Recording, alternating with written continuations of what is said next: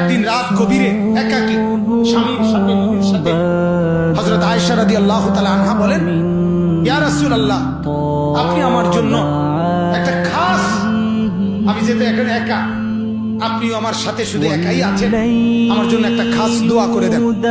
নবীজি দোয়া করছে, আল্লাহুম্মা গফির লি আয়েশা, আল্লাহ আমার আয়েশাকে মাফ করে দেন, মা কদ্দামাত ওয়া মা আখারাত, সামনের গুনাহ মাফ করে দেন, পেছনের গুনাহ মাফ করে দেন, মা আলানাত ওয়া মা আসরাত, প্রকাশ্য গুনাহ মাফ করে দেন, গোপন গুনাহ মাফ করে দেন।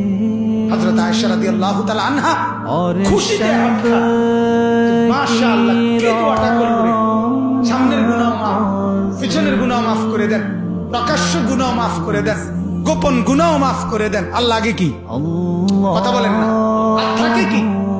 হযরত আয়েশা হাদিসে লিখছে, হযরত আয়েশা রাদিয়াল্লাহু তাআলা আনহা তিনি খুশিতে আল্লাহর নবীর কোলের উপরে মাথা রাইখা একবারে শুয়ে লাইছে। স্বামী তো আল্লাহর নবী বলেন, আয়েশা এত খুশি হলা কেন, এমন করতেছো কেন? বলতেছে, ইয়া রাসূলুল্লাহ, কসম খোদার, আজই আমার মনে হইতেছে আমি আপনার খাস একটা দোয়া পাইছি, যে দোয়া কেউ পায় নাই। আল্লাহর নবী সাল্লাল্লাহু আলাইহি ওয়াসাল্লাম, মেরে মুহতারাম শুনতেছেন আপনারা? আল্লাহর নবী তখন চোখের পানি ফেলে বলছে, আয়েশা, আল্লাহর কসম আয়েশা, তোমার জন্য তো আজ রাত গভীরে একবার বলেছি, আর আমি মুহাম্মদ প্রতিদিন 5 ওয়াক্ত নামাজের পরে এই দোয়া আমি আমার উম্মতের জন্য প্রতিদিন